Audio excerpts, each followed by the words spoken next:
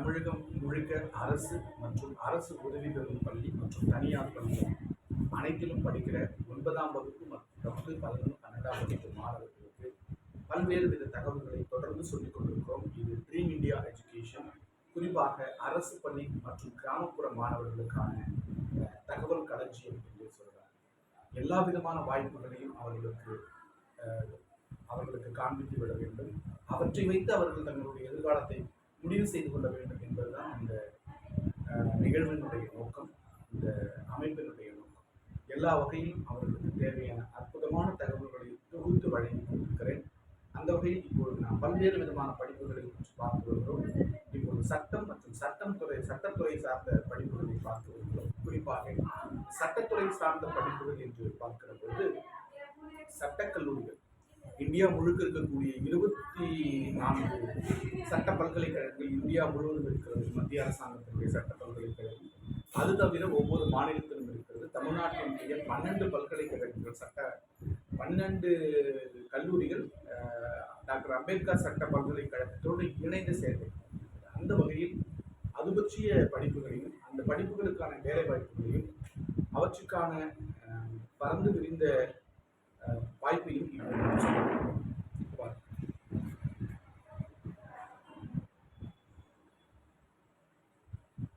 சட்டப்படி 2 வகையாக நாம் பிரித்துக் கொள்ளலாம். ஒன்று மாநில பல்கலைக்கழகம், இன்னொன்று மத்திய பல்கலைக்கழகம். 24 மத்திய பல்கலைக்கழகங்கள் இருக்கிறது, 14 மாநில கல்லூரிகள் இருக்கிறது சட்டம் சார்ந்து.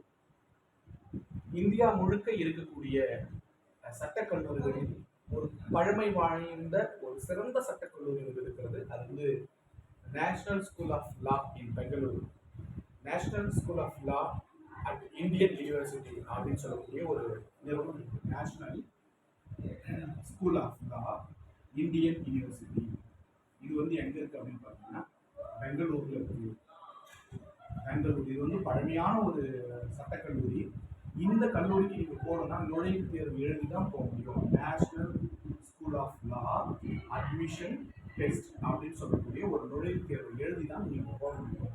பெங்களூர்ல நேஷனல் ஸ்கூல் ஆஃப் லால படிச்சீங்க அப்படின்னா இந்தியா முழுக்க உங்களுக்கான ஒரு சிறந்த அங்கீகாரம் கிடைக்கும். அது மட்டும் இல்லாம உலக நாடுகள்ல நீங்க பயிற்சி பெறுவதற்காக மட்டுமல்ல, உலக நாடுகளில் இருக்கக்கூடிய அனைத்து பல்கலைக்கழகங்களும் ஏற்றுக்கொள்ளப்பட்ட அங்கீகரிக்கப்பட்ட பல்கலைக்கழகம் national school of law at Indian universities அப்படின்னு சொல்லிட்டு பெங்களூர்ல இருக்கு.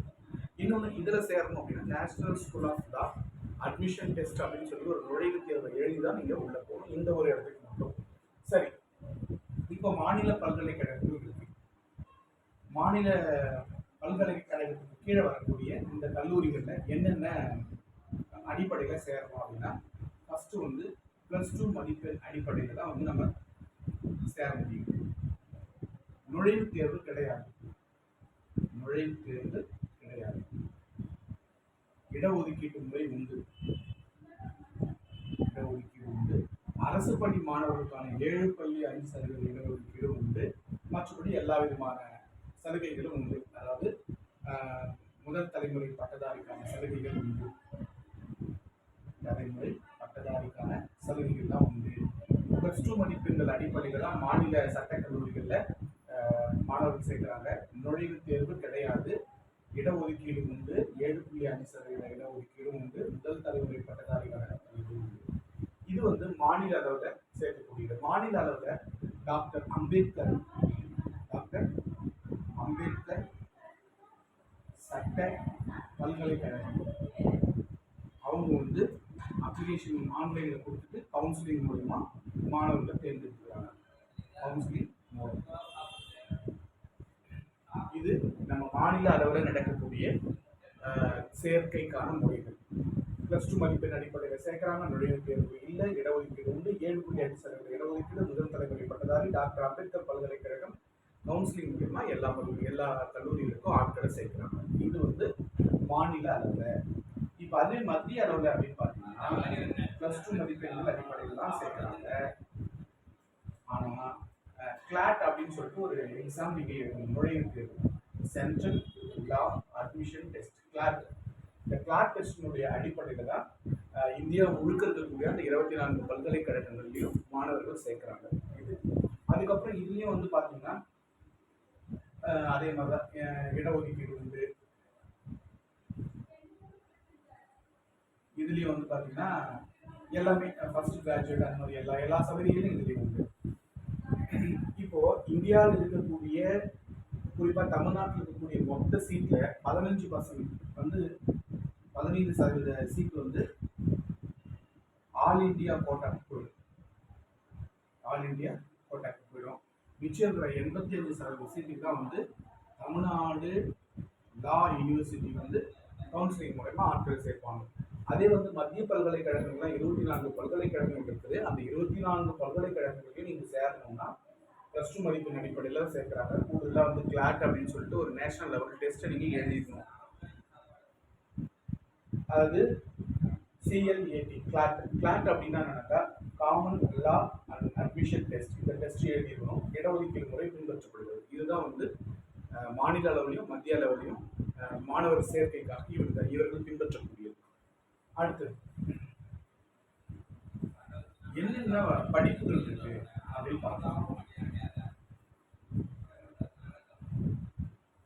நம்ம சட்ட படிப்புல என்னென்ன டிகிரி கொடுக்குறாங்க அப்படின்னா அங்க பாருங்க. First BA LL BA honours, அப்புறம் BCom honours LLB, 3 BCA honours LLB, 4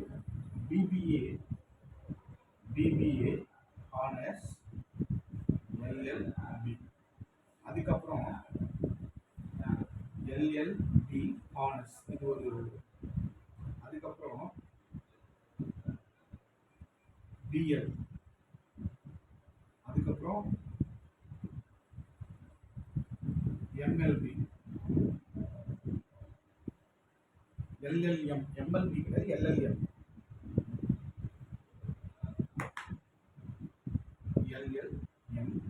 அதுக்கப்புறம் PhD.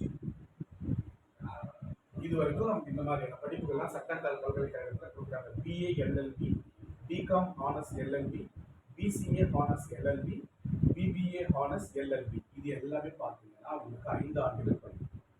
Integrated course of law 5 வருஷம் நீங்க இந்த படிப்பு படிக்கணும். இப்போ LLB ஆனர்ஸ் அப்படின்னு சொல்லக்கூடியது வந்து பார்த்தீங்கன்னா 3 ஆண்டுகள், BL அப்படின்னு பார்த்தீங்கன்னா 3 ஆண்டுகள், LLM 2 ஆண்டுகள். இது PhD ஆராய்ச்சி படிப்பு, அது வருஷம் கிடையாது, ஆராய்ச்சி படிப்பு. இப்போ BA LLB, BCom LLB, BCA LLB, BBA LLB, வெறும் LLB, அப்புறம் BL, அப்புறம் LLM அண்ட் PhD. இந்த படிப்புகள் எல்லாம் கொடுக்குறாங்க. இந்த படிப்புகள் மூலிமா நாம எப்படி இதெல்லாம் நான் படிச்சிடறேன் சார், கல்லூரியில் சேர்ந்து ஒரு லா படிச்சுட்டேன், நான் வந்து ஒரு சட்டக்கல்லூரி மாணவன் ஆகிட்டேன், எனக்கான வேலை வாய்ப்பு எப்படி நான் வந்து என்னுடைய வேலை வாய்ப்பை உருவாக்கிட்டேன். முதல் விஷயம், நீங்க சட்டம் படிச்சுட்ட உடனே நான் வந்து கோர்ட்டில் தான் போயிட்டு வாதாடுவேன், கோர்ட்டில் தான் நான் ப்ராக்டிஸ் பண்ணுவேன், போலீஸ் ஸ்டேஷனில் போய் கட்ட பஞ்சாயத்து தான் பண்ணுவேன் அப்படின்னு சொன்னால் நீங்கள் சட்டம் படிக்கிறதே வேஸ்ட்டு தான். அதுக்கெல்லாம் ஒரு குறிப்பிட்ட வயசு வரணும், நல்ல அனுபவங்கள் இருந்தால் தான் அந்த மாதிரி இடத்துக்கு நீங்கள் போனால் உங்களுக்கு மரியாதை இருக்கும். ஆனால் சட்டம் படித்த உடனே நீங்கள் வந்து என்ன பண்ணணும் அப்படின்னா சட்டத்துறையில் இருக்கக்கூடிய பல்வேறு வேலை வாய்ப்புகளை பற்றி நல்லா தெரிஞ்சுக்கணும். சட்டத்துறை வந்து பார்த்தீங்கன்னா பேங்கிங், முக்கியமாக பேங்கிங்கில் வந்து அந்த வங்கித்துறையில் சட்டத்துக்கான சட்டப்பணிகள் நிறைய இருக்கு. அதுக்கப்புறம் பெரிய பெரிய கார்பரேட் கம்பெனிஸ், பெரிய கார்பரேட் கம்பெனியோட லீகல் அட்வைசராக போகலாம். தனியார் தொழிற்சாலைகளையும் அதே மாதிரி லீகல் அட்வைசராக போகலாம். இது ஒரு பக்கம். அதுக்கப்புறம் டாக்ஸேஷன் டிபார்ட்மெண்ட்னு ஒன்று, அதாவது நேஷனல் லெவல் டாக்ஸேஷன், இந்தியாவுக்குள்ள இருக்கக்கூடிய டாக்ஸேஷன், ஃபாரினில் மட்டும் டோட்டலாக எல்லாமே இன்டர்நேஷ்னல் டாக்ஸேஷன், அது ஒன்று. பேங்கிங் லான்னு ஒன்று இருக்குது. அதுக்கப்புறம் அட்மினிஸ்ட்ரேட்டிவ் லா இருக்குது. அப்புறம் வந்து எப்படி சொல்கிறது, கடல்சார் சட்டங்கள் இருக்குது, வணிக சட்டங்கள் இருக்குது, ஒரு நாட்டுக்கான எல்லை சட்டங்கள் இருக்குது, இப்படி நிறைய இருக்குது. டாக்ஸேஷன் வந்து அந்த மாதிரி எல்லாமே இருக்குது. பேங்கிங் லா இருக்குது, இப்படி எல்லா விதமான லாவும் இருக்குது. அது மட்டும் இல்லாமல் நீங்கள் UG PG முடிச்சதுக்கப்புறம் நெட் அப்படின்னா ஸ்டேட் லெவல் என்ட்ரன்ஸ் எக்ஸாம் எழுதி ஸ்டேட் லெவல் எலிஜிபிள் எக்ஸாம் எழுதிட்டு நீங்கள் வந்து சட்டக்கல்லூரிகளில் அரசு மற்றும் தனியார் சட்டக்கல்லூரிகளில் பேராசிரியர்களாக போகிறதுக்கான வாய்ப்பு இருக்கு. இதையெல்லாம் அட்மினிஸ்ட்ரேட்டிவ்லாம் இருக்கு. இந்த மாதிரி நீங்கள் வந்து சட்டக்கல்லூரி படிப்புகளில் டிஎம் மற்றும் உங்களுடைய வேலை வாய்ப்புகள் அமைச்சுக்கணும்னா எதிர்காலம் மிக பிரகாசமாக. அதுக்கப்புறம் அரசு துறை சார்ந்த இடங்கள்ல நமக்கு வேலை வாய்ப்பு இருக்குன்னா கண்டிப்பா இருக்கு. இப்போ நம்ம சொன்ன அந்த டிபார்ட்மெண்ட் எல்லாமே அரசு துறையிலேயே இருக்குதானே செய்யுது. அதனால அரசு துறை சார்ந்த வேலை வாய்ப்புகளுக்கும் நீங்க பஞ்சமே கிடையாது நம்ம சட்டத்தில். இன்னொரு விஷயம், சாதாரண கீழமை கோர்ட்ல இருந்து உச்சநீதிமன்றம் வரைக்கும் அந்த கோர்ட்ல இருக்கக்கூடிய எல்லா படிநிலைகளையும் சட்டம் படிச்சவங்களுக்கான வாய்ப்புகள் பிரகாசமா இருக்கு. அதே மாதிரி ஒரு சட்ட படிப்பு முடிச்சு ஒரு டிகிரி முடிச்சிட்டீங்க, அந்த சட்டம் முடிச்சிட்டீங்க அப்படின்னா எல்லா விதமான எக்ஸாமுக்கும் நுழைவுத் தேர்வுக்கும் நீங்கள் தகுதியாகிடுங்க. வேலை வாய்ப்புகளுக்கான அத்தனை தேர்வுகளுக்கும் நீங்கள் தகுதியாகிடுங்க.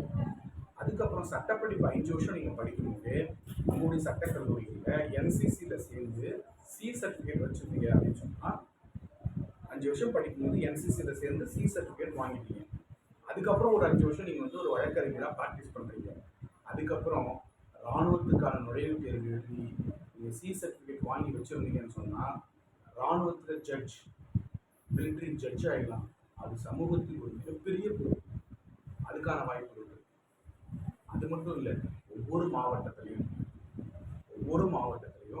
மாவட்டத்தினுடைய கலெக்டருக்கு ஆலோசனை சொல்லக்கூடிய ஒரு அற்புதமான பதவி மாவட்ட சட்ட ஆலோசகர் நம்ம தமிழ்நாட்டில் உருவாக்கியிருக்கிறாங்க. அந்த சட்ட ஆலோசகராக நீங்கள் இருக்கணும் அப்படின்னு சொன்னால் சட்டம் படிச்சுட்டு கலெக்டருக்கே ஏற்படக்கூடிய சந்தேகங்களை நீங்கள் சட்டத்தின் மூலமாக சொல்லலாம். மாவட்ட சட்ட ஆலோசகர் இது வந்து பார்த்தீங்கன்னா sub collector rank, IAS IPS ரேங்க்ல ஐஏஎஸ் ரேங்க்ல சப் கலெக்டர் ரேங்க் உங்களுக்கு. அப்போ அது எவ்வளோ ஒரு முக்கியத்துவமான பதவி அப்படின்றத யோசிப்பாங்க. இப்படி உங்களுக்கு ஏகப்பட்ட வேலை வாய்ப்புகள் இருக்கு. வேலை வாய்ப்புகளுக்கு பஞ்சமே இல்லாத துறை சட்டத்துறை. இது இல்லாமல் நீங்கள் உங்களுடைய விருப்பப்படி இதில் வந்து கோர்ட் ப்ராக்டிஸ் பண்ணலாம். கோர்ட் ப்ராக்டிஸ் மட்டும் இல்லாமல் கோர்ட் ப்ராக்டிஸ்க்கு அடுத்தது நீங்கள் வந்து ஸ்டேஷனு அந்த மாதிரி பண்ணலாம். இன்னொரு விஷயம் அப்படின்னா ரெஜிஸ்ட்ரேஷன், இந்த பத்திரப்பதிவு துறைகளில் வந்து நீங்கள் வந்து அந்த பத்திரங்களை திருத்துறது அந்த மாதிரியான விஷயங்களும் இன்னைக்கு சட்டக்கல்லூரி மாணவர்கள் செய்து கொடுக்குறாங்க. இது மட்டும் இல்லாமல் நீங்கள் நல்ல நாலேஜாக இருந்தீங்கன்னா கம்யூனிகேஷன் ஸ்கில்லை நல்ல டெவலப் பண்ணீங்க அப்படின்னு சொன்னால் நீங்கள் வந்து என்ன பண்ணலாம், வீட்டில் இருந்தபடியே பெரிய பெரிய நிறுவனங்களுக்கு ஆன்லைன்லேயே நீங்கள் கவுன்சிலிங் கொடுக்கலாம். ஆன்லைன்லேயே நீங்கள் வந்து உங்களுடைய ஆலோசனைகளை கொடுக்கலாம். அப்படிலாம் ஒரு மிகப்பெரிய வாய்ப்புகள் நம்ம சட்டக்கல்லூரியில் இருக்குது. எல்லாத்துக்கும் மேலே இப்போ இந்தியாவில் சட்டக்கல்லூரி படிக்கிறவங்கலாம் அமெரிக்கா, ஸ்காட்லாந்து, இங்கிலாந்து, அப்புறம் ஆக்ஸ்போர்ட் பல்கலைக்கழகம், அப்புறம் ஸ்வீடன், இந்த மாதிரி நாடுகளுக்கு வெளிநாடுகளுக்கு போயிட்டு உயர் படிப்புகள் படிக்கிறதுக்காக வெளிநாட்டுக்கு போகிறாங்க. அப்படி எல்லா வகையிலும் சட்ட படிப்புகளுக்கான வாய்ப்புகள் சிறப்பாக இருக்காங்க. எந்த மாற்றமே இல்லை. சட்டம் படிச்சுட்டு நல்ல கம்யூனிகேஷன் ஸ்கில் இருந்ததுன்னா நீங்கள் உலக அளவில் எங்கே வேணால் போகலாம். எந்த நாட்டிலையும் நீங்கள் சட்ட வழக்கறிஞராகலாம். அது மட்டும் இல்லாமல் ஒரு சமூகத்துக்கு ஒரு பொறுப்புள்ள ஒரு பதவி, அந்த பொறுப்புள்ள பதவியை கொண்டு மக்களுக்கு பல நன்மைகளை செய்யக்கூடிய ஒரு அற்புதமான படிப்பு தான் சட்டப்படிப்பு. இதை நம்முடைய அரசு பள்ளி மாணவர்களுக்கு இந்த தகவலை சொல்லணும். +2ல நல்ல மார்க் எடுங்க. நம்ம தமிழ்நாட்டில் இதுக்கு வந்து நுழைவுத் தேர்வே கிடையாது. இங்கே +2 மதிப்பெண்கள் அடிப்படையில் தான் நம்ம சேர்க்கணும். ஆனால் இடஒதுக்கீடு 7.5% இருக்கிறதால நிச்சயமாக உங்களுக்கு நல்ல வாய்ப்பு பயன்படுத்திக்கோங்க. நல்ல நாலேஜ் இருக்கணும், அப்டேட்டாக இருங்க. எல்லா விஷயத்தையும் பாருங்கள். நியூஸ் பேப்பர் படிங்க, வேலைவாய்ப்பு செய்திகள் படிங்க. இந்த மாதிரி நிறைய விஷயங்களை அப்டேட்டாக தெரிஞ்சு வச்சுக்கோங்க. கம்யூனிகேஷன் ஸ்கில் ரொம்ப ரொம்ப முக்கியம். 8ஆம் வகுப்பு 9ஆம் வகுப்புலேருந்து இந்த பள்ளியில் சொல்லித்தரக்கூடிய இங்கிலீஷ் கிராமரை நீங்கள் நல்லா பார்த்துட்டு வந்தீங்கன்னாவே உங்களுக்கு பெரும்பாலான விஷயங்களை நீங்கள் பேசுறதுக்கான வாய்ப்புகள் நீங்களே உருவாக்கலாம். அப்படி அருமையான வாய்ப்புகள் இருக்கு. உலகம் முழுக்க வாய்ப்புகள் இருக்கு. என் அன்பு மாணவ செல்வங்களை, பெற்றோர்களை புரிந்து கொள்ளுங்கள். சட்டம் படித்தால் ஜெயிக்க முடியாது, சட்டம் படித்தால் சம்பாதிக்க முடியாது என்கிற காலகட்டம்லாம் மலையேறிவிட்டது. சட்டத்திற்கு ஏகப்பட்ட வாய்ப்புகள் கொட்டி கிடக்கிறது. நாம் பயன்படுத்திக் கொள்ளுகிற விதத்தில் தான் அது நம்மை மேலே அழைத்து செல்லும் என்பதை சொல்லி, அரசு பள்ளி மாணவர்களுக்கும் குறிப்பாக கிராமப்புறங்களில் இருந்து வருகிற அரசு பள்ளி மாணவர்களுக்கு சட்டம் பற்றிய விழிப்புணர்வை ஏற்படுத்தி பல்வேறு நிலைகளில் அவர்கள் சட்டப்படிப்பை ஊக்குவிக்க வேண்டும். அந்த சட்டப்படிப்பில் சேர்வதற்கான அத்தனை வாய்ப்புகளையும் உருவாக்கி கொடுக்க வேண்டும் என்று சொல்லி அனைவருக்கும் நன்றி.